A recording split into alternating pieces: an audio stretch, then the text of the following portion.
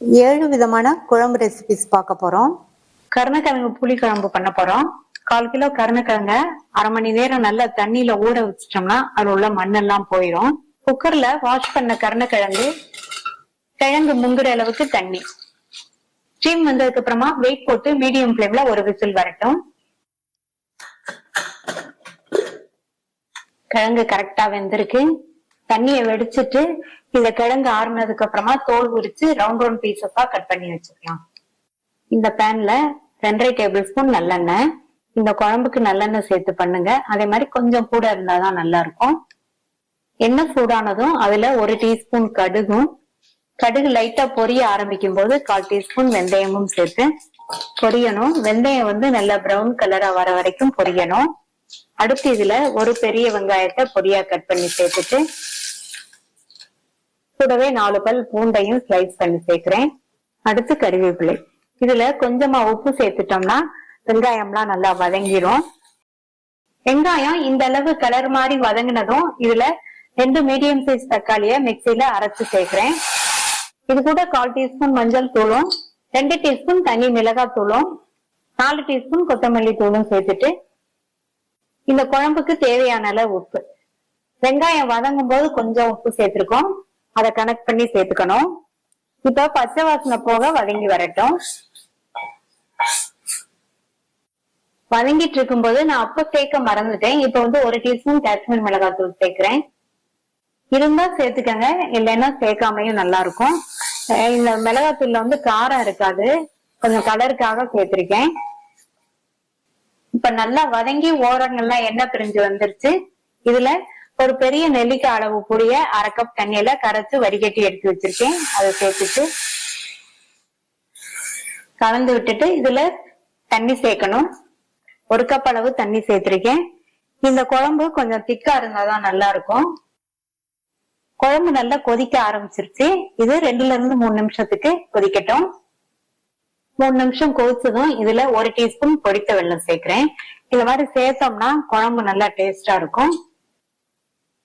அடுத்து இதுல கட் பண்ணி வச்ச கருணக்கிழங்கு மிக்ஸ் பண்ணி விட்டுட்டு மூடி போட்டு ஸ்டவ்வை சிம்ல வச்சிருங்க. சிம்லயே ஒரு 7-8 நிமிஷத்துக்கு வெந்துட்டு இருக்கட்டும். சிம்லயே 8 நிமிஷம் இருந்து குழம்பு நல்லா திக்காய் வந்திருக்கு. இந்த கன்சிஸ்டன்சி சரியா இருக்கும். கடைசி அதுல 1 டீஸ்பூன் நல்லெண்ணெயும் பொடியா கட் பண்ண கருவேப்பிலை இலைகளும் சேர்த்துடலாம். ஸ்டவ் ஆஃப் பண்ணியாச்சு. சூப்பரான டேஸ்ட்ல கருணக்கிழங்கு புளிக்குழம்பு ரெடி ஆயிடுச்சு.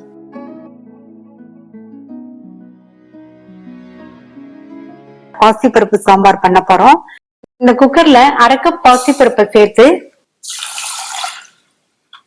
2 தடவை வாஷ் பண்ணிட்டு பருப்பு முங்குற அளவுக்கு தண்ணி சேர்த்து இத 10 நிமிஷம் ஊற வச்சிடலாம். 10 நிமிஷமா பருப்பு ஊறினதும் ஸ்டவ் ஆன் பண்ணிட்டு இதுல 10-12 போல சின்ன வெங்காயம், கட் பண்ண 3 பச்சை மிளகாய், ஒரு சின்ன சைஸ் கேரட்டை கொஞ்சம் பெரிய பெரிய துண்டுகளா கட் பண்ணி சேர்க்கிறேன். 1/2 கப் அளவுக்கு கட் பண்ண பரங்கிக்காய கொஞ்சம் பெருசாவே கட் பண்ணிக்கங்க. இது கூட 3 பல் பூண்டு, 1/4 டீஸ்பூன் சீரகம், 2 பெரிய தக்காளிய கட் பண்ணி சேர்த்துக்கலாம். இந்த சாம்பாருக்கு புளி சேர்க்க போறது இல்ல, தக்காளியோட புளிப்பு தான். அதனால உங்க டேஸ்டுக்கு தகுந்தபடி நீங்க தக்காளிய சேர்த்துக்கங்க. 1/4 டீஸ்பூன்ல பாதி மஞ்சள் தூள், 1 டீஸ்பூன் சாம்பார் தூள், 1 டீஸ்பூன் நல்லெண்ணெய் சேர்த்துட்டு கேரட் சேர்க்காட்டியும் பரவாயில்ல, பரங்கிக்காய் கண்டிப்பா சேர்த்துக்கணும், அப்பதான் டேஸ்ட் ரொம்ப நல்லா இருக்கும். நல்லா மிக்ஸ் பண்ணி விட்டாச்சு. இதுல இன்னொரு 1/2 கப் தண்ணி, கொஞ்சமா கருவேப்பிலை இலைகளும் கட் பண்ண கொத்தமல்லி இலைகளையும் சேர்த்து ஒரு தடவை கலந்து விட்டுட்டு மூடி வச்சிடலாம். ஸ்டீம் வந்ததுக்கு அப்புறமா வெயிட் போட்டு மீடியம் ஃபிளேம்ல 3 விசில் வரட்டும். 3 விசில் ஸ்டீம் எல்லாம் போயிடுச்சு. இப்ப இந்த கரண்டியோட பேக் சைட வச்சு லைட்டா மசிச்சு விட்டுக்கங்க. அடுத்து இதுல 1 கப் அளவுக்கு சூடான தண்ணி சேர்க்கணும். சூடான தண்ணி தான் சேர்க்கணும். நார்மல் வாட்டர் சேர்த்தீங்கன்னா சாம்பார் நீர்த்துட்டு இருக்கும். நல்லா மிக்ஸ் பண்ணி விட்டாச்சு. இன்னுமே திக்கா இருக்கு, இன்னும் கொஞ்சம் தண்ணி சேர்த்துக்கலாம். இன்னொரு 3/4 கப் தண்ணி சேர்க்கிறேன். இப்ப இந்த சாம்பாருக்கு தேவையான அளவு உப்பு சேர்த்துட்டு நல்லா மிக்ஸ் பண்ணி விட்டுட்டு ஸ்டவ் ஆன் பண்ணிடலாம். சாம்பார் 5 நிமிஷத்துக்கு கொதிக்கட்டும். இப்ப 5 நிமிஷமா கொதிச்சிருச்சு. இதுக்கு தாளிப்பு போடணும். இந்த பேன்ல 2 டேபிள் ஸ்பூன் எண்ணெய் சேர்த்துட்டு, எண்ணெய் சூடானதும் இதுல 10 போல மிளகு, 1/2 டீஸ்பூன் கடுகு, 1/2 டீஸ்பூன் உளுந்து, அடுத்து கறிவேப்பிலை, 2 கட் பண்ண காஞ்ச மிளகாய், 2 டேபிள் ஸ்பூன் அளவுக்கு பொடியா கட் பண்ண வெங்காயம். சேர்த்த வெங்காயத்தோட கலர்லாம் லைட்டா மாறி நல்ல ஒரு வாசனை வந்துட்டு இருக்கு. இந்த ஸ்டேஜ்ல 1/2 டீஸ்பூன் பெருங்காய பவுடர் சேர்க்கிறேன். பெருங்காய பவுடர் கொஞ்சம் அதிகமாவே சேர்த்துக்கங்க, நல்ல வாசனையா இருக்கும். இந்த தாளிப்பை சாம்பார்ல சேர்த்துடலாம். நல்லா மிக்ஸ் பண்ணி விட்டாச்சு. 2 நிமிஷம் மட்டும் கொதிக்கட்டும். இப்ப 2 நிமிஷமா கொதிச்சிருச்சு. கடைசி அதுல கொத்தமல்லி இலைகள் சேர்த்துக்கலாம். கொத்தமல்லி இலைகள் அதிகமாவே சேர்த்துக்கங்க, நல்லா கம கமன் வாசனையா சூப்பரா இருக்கும். ஸ்டவ் ஆஃப் பண்ணியாச்சு. சூப்பரான டேஸ்ட்ல பாசிப்பருப்பு சாம்பார் ரெடி ஆயிடுச்சு.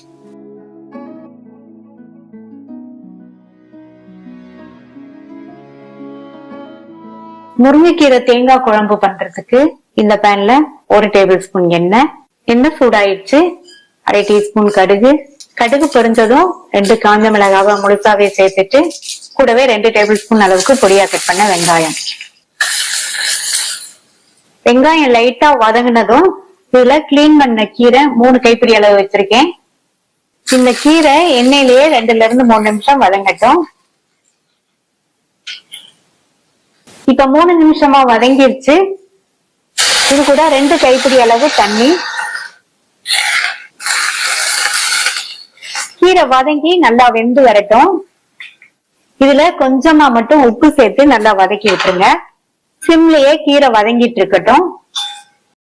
இந்த மிக்ஸி ஜார்ல 3/4 கப் தேங்காய் துருவல், 3/4 டீஸ்பூன் சீரகம், 4 பச்சை மிளகாய், 4 சின்ன வெங்காயம், 2 பிஞ்ச் மஞ்சள் தூள், தேவையான அளவு தண்ணி சேர்த்து நல்ல நைஸ் பேஸ்டா அரைச்சுக்கலாம். சிம்லயே 4 நிமிஷம் போல வதங்கி கீரை நல்லா வெந்துருச்சு. அடுத்து இதுல ஒரு மீடியம் சைஸ் தக்காளியை கட் பண்ணி சேர்க்கிறேன். தக்காளியை சேர்த்து நல்லா பரட்டி விட்டுட்டு நம்ம அரைச்ச தேங்காய் விழுது, இது கூட 1 கப் தண்ணி. கீரை வேக வைக்கும் போது உப்பு சேர்த்தோம். இப்ப இந்த தேங்காய் கலவைக்கு தேவையான அளவு உப்பு மிக்ஸ் பண்ணி விட்டாச்சு. ஸ்டவ்வை மீடியம் ஃப்ளேம்ல வச்சுக்கோங்க. ஓரங்கள்லாம் நல்லா கொதிச்சு வர வரையும் இருக்கட்டும். ரொம்ப நேரம் கொதிக்க விடக்கூடாது. இப்ப ஓரங்கள்லாம் கொதிச்சு வருது, உங்களுக்கே தெரியும். இந்த ஸ்டேஜ்ல கரெக்டான புளிப்புள்ள தயிரை நல்லா பீட் பண்ணி சேர்த்துக்கலாம். நல்லா மிக்ஸ் பண்ணி விட்டுட்டு ஸ்டவ் ஆஃப் பண்ணிருங்க. இந்த மாதிரி தயிர் சேர்க்கறது நல்லா கிரீமியா சூப்பரான டேஸ்ட்ல இருக்கும். ஸ்டவ் ஆஃப் பண்ணியாச்சு. டேஸ்டான முருங்கைக்கீரை தேங்காய் குழம்பு ரெடி ஆயிருச்சு.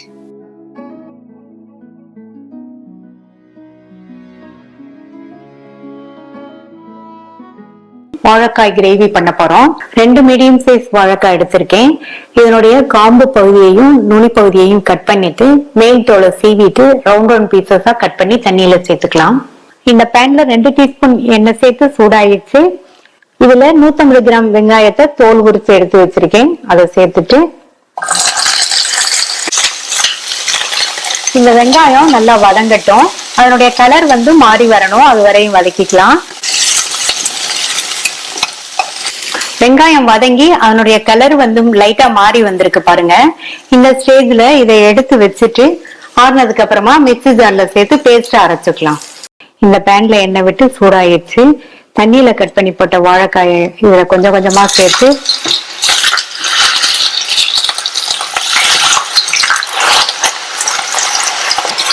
ஃப்ரை பண்ணிக்கலாம். இந்த வாழைக்காய் எண்ணெயிலேயே ஃப்ரை ஆகி பாதி அளவுக்கு வெந்து வரட்டும்.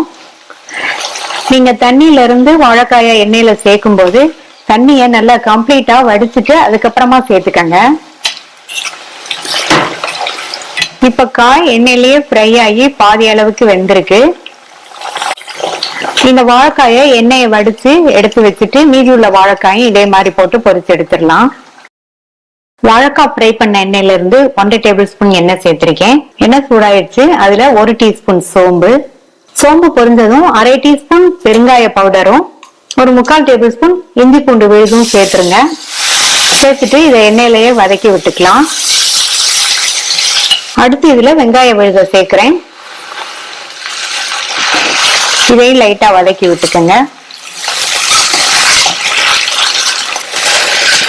வெங்காய விழுது சேர்த்து லைட்டா வதக்கினா போதும். ஆல்ரெடி நம்ம வதக்கிட்டோம் வெங்காயத்தை.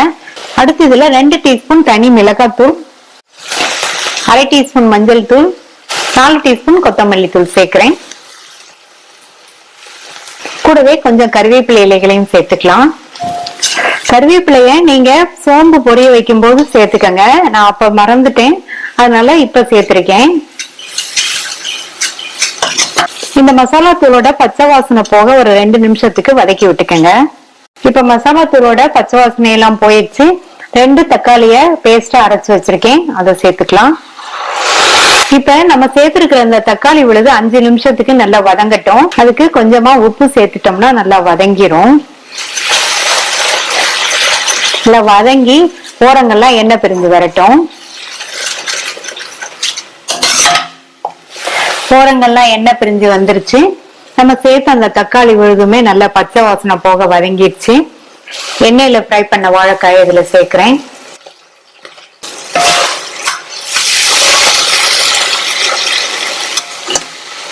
நல்லா கலந்து விட்டுட்டு இந்த கிரேவிக்கு தேவையான அளவு தண்ணி சேர்த்துக்கலாம். நம்ம ஃப்ரை பண்ணும்போது பாதி அளவுக்கு வெந்திருந்தது. இப்ப கிரேவியோட சேர்ந்து நல்லா ஃபுல்லாவே வாழைக்காய் வெந்து வந்துடும். ஏற்கனவே 1 கப் அளவுக்கு தண்ணி சேர்த்தேன், இன்னொரு 1/4 கப் மட்டும் சேர்க்கிறேன். தண்ணி உங்களுடைய கன்சிஸ்டன்சிக்கு தகுந்தபடி சேர்த்துக்கங்க. நம்ம தக்காளி விழுது சேர்க்கும் போது உப்பு சேர்த்தோம். இப்ப இந்த கிரேவிக்கு தேவையான அளவு உப்பு சேர்க்கிறேன். நல்லா மிக்ஸ் பண்ணி விட்டுட்டு மூடி வச்சிருங்க. மசாலாவோட சேர்ந்து காய் நல்லா வெந்து வரட்டும். வாழைக்காய்லாம் நல்லா சாஃப்டா வெந்துருச்சு. ஃபைனலா இதுல 1/2 டீஸ்பூன் கரம் மசாலா தூளும் கொத்தமல்லி இலையும் சேர்த்துட்டு நல்லா கலந்து விட்டுருங்க. இந்த கரம் மசாலா தூளும் கொத்தமல்லி இலையும் சேர்த்ததுக்கு அப்புறமா 1 to 2 நிமிஷத்துக்கு கொதிச்சிட்டு இருக்கட்டும். இப்ப நம்ம சேர்த்த கரம் மசாலா தூளோட பச்சை வாசனை எல்லாம் போயிடுச்சு. நல்லா கம கமன் வாசனையா இருக்கு குழம்பு. ஸ்டவ் ஆஃப் பண்ணிடலாம்.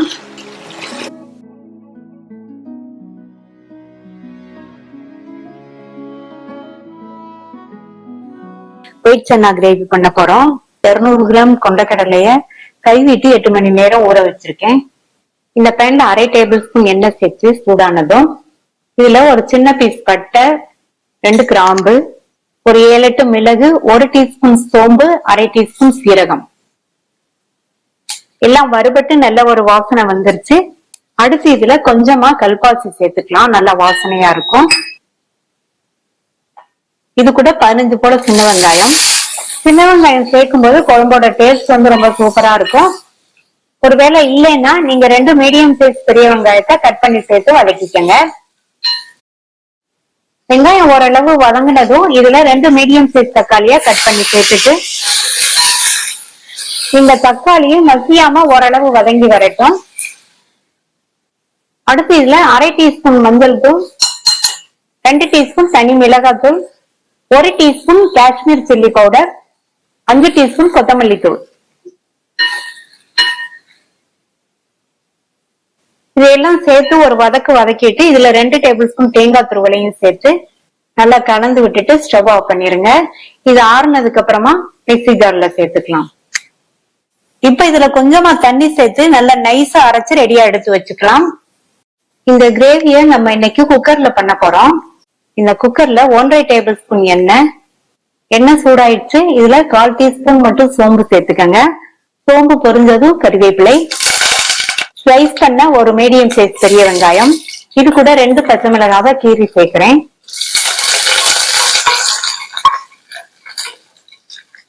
வெங்காயம் வதங்கி கண்ணாடி பதம் வந்ததும் இதுல 1/2 டேபிள் ஸ்பூன் இஞ்சி பூண்டு விழுது சேர்க்கிறேன்.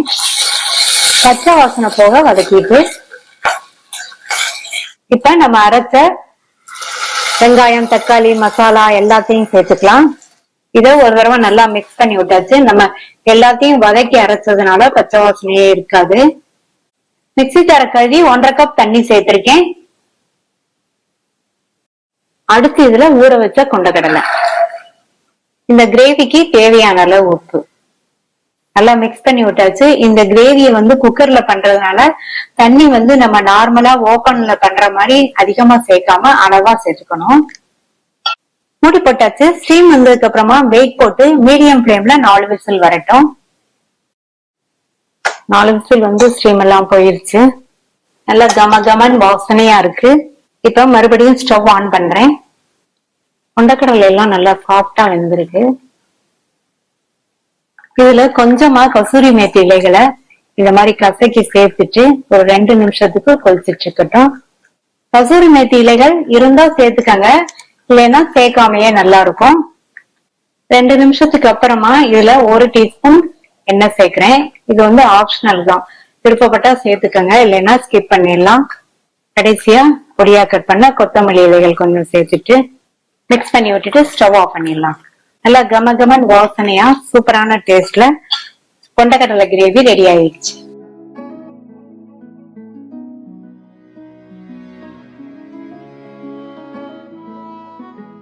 இந்த பேன்ல 1 டேபிள் ஸ்பூன் நல்லெண்ணெய். இதுக்கு எண்ணெய் கொஞ்சம் அதிகமா சேர்த்தாதான் நல்லா இருக்கும். எண்ணெய் சூடானதும் இதுல 1 டீஸ்பூன் கடுகு, கடுகு பொரிஞ்சதும் 1/4 டீஸ்பூன் வெந்தயமும் 1/2 டீஸ்பூன் சீரகமும் சேர்த்து நல்லா பொரிக்க விட்டுருங்க. பொரிஞ்சதுக்கு அப்புறமா இதுல 10 பல் பூண்டு, 10-12 சின்ன வெங்காயம், கொஞ்சம் கறிவேப்பிலை இலைகளையும் சேர்த்துட்டு வதக்கிக்கலாம். இந்த வெங்காயம் பூண்டு ரெண்டுமே நல்லா வதங்கி வரணும். வெங்காயம் பூண்டு நல்லா வதங்கிட்டு பார்த்தா உங்களுக்கே தெரியும். இப்ப ஸ்டவோட தீய குறைச்சிருங்க, இல்ல ஸ்டவ் ஆஃப் பண்ணிருங்க. நான் வந்து ஸ்டவ் ஆஃப் பண்ணிட்டேன். 1/2 டீஸ்பூன் மஞ்சள் தூள், 1 டேபிள் ஸ்பூன் தனி மிளகாய் தூள், 1 டேபிள் ஸ்பூன் கொத்தமல்லி தூள். இந்த குழம்புக்கு தேவையான அளவு உப்பு நல்லா கலந்து விட்டுருங்க. ஸ்டவ் ஆன்லயே இருந்து நம்ம மிளகாத்தூள் மல்லித்தூள் எல்லாம் சேர்த்தோம்னா எண்ணெயில வந்து கருகி போயிடும். அதனால சிம்ல வச்சிருங்க அல்லது ஆஃப் பண்ணிருங்க. நல்லா மிக்ஸ் பண்ணி விட்டுட்டு மறுபடியும் ஸ்டவ் ஆன் பண்றேன். இதுல பெரிய நெல்லிக்காய் அளவு புளிய 1 கப் தண்ணியில கரைச்சு வடிகட்டி எடுத்து வச்சிருக்கேன்.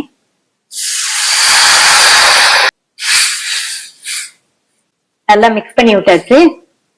இன்னொரு 1/4 கப் தண்ணி சேர்த்துட்டு இந்த குழம்பு கொதிச்சு நல்லா வத்தி வரணும். கொதி வந்ததுக்கு அப்புறமா ஸ்டவ் வந்து மீடியம் ஃப்ளேம்ல வச்சிருங்க, மூடி வச்சிருங்க. இந்த குழம்பு நல்லா கொதிச்சு வத்தி வரட்டும். குழம்பு கொதிச்சு வத்தி வந்ததுக்கு அப்புறமா பார்க்கலாம். இப்ப பாத்தீங்கன்னா குழம்பு நல்லா வத்தி வந்துருச்சு. இதுல 1 டீஸ்பூன் பொடித்த வெல்லம் சேர்த்துக்கங்க. கண்டிப்பா பொடித்த வெல்லம் சேர்த்துக்கங்க, அப்பதான் இந்த வத்த குழம்போட டேஸ்ட் வந்து நல்லா இருக்கும்.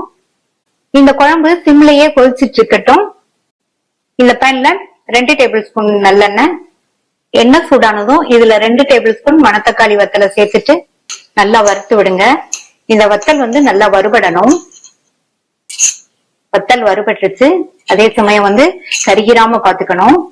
இப்ப ஸ்டவ் ஆஃப் பண்ணிட்டு இதுல கொஞ்சமா கறிவேப்பிலை இலைகளும் 1/2 டீஸ்பூன் பெருங்காய பவுடரும் சேர்க்கிறேன். இதை இந்த குழம்புல சேர்த்துடலாம். மணத்தக்காளி வத்தலை வறுத்து சேர்த்ததுக்கு அப்புறமா ஒரு 2 நிமிஷம் மட்டும் குழம்பு கொதிக்கட்டும். 2 நிமிஷத்துக்கு அப்புறமா ஸ்டவ் ஆஃப் பண்ணிருங்க. டேஸ்டான மணத்தக்காளி வத்தல் குழம்பு ரெடி ஆயிடுச்சு.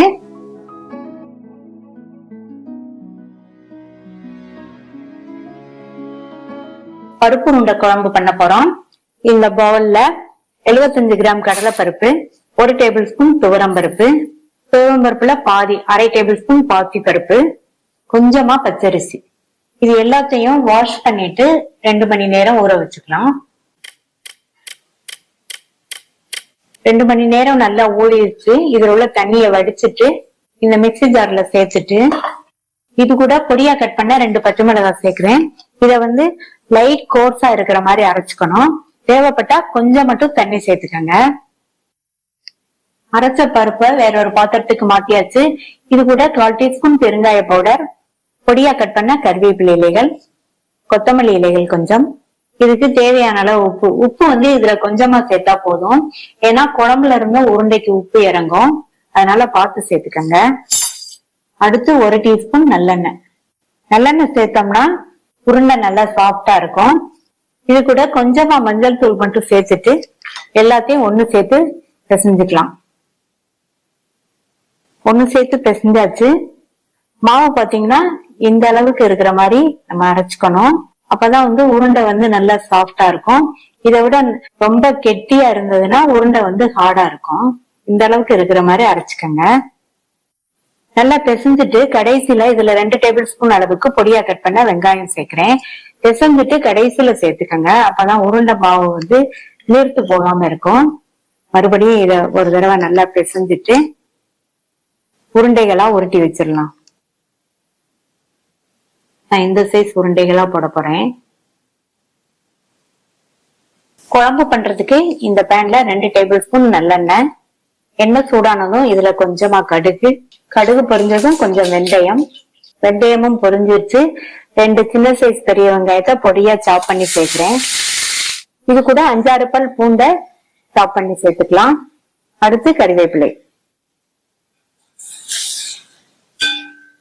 இந்த அளவு கலர் மாறுற அளவுக்கு வதக்கிட்டு இதுல 3 சின்ன சைஸ் தக்காளிய அரைச்சு வச்சிருக்கேன், அதை சேர்த்துக்கலாம்.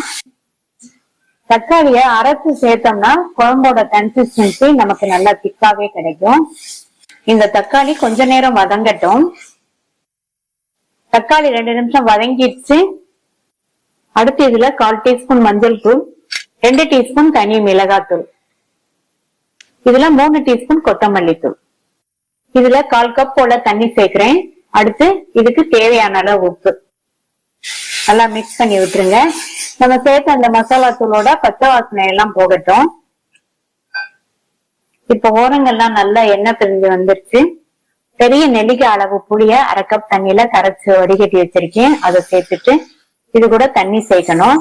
எப்பவும் நம்ம சாதாரணமா குழம்புக்கு சேர்க்கிற தண்ணியை விட இந்த குழம்புக்கு வந்து கொஞ்சம் அதிகமாவே தண்ணி சேர்க்கணும்.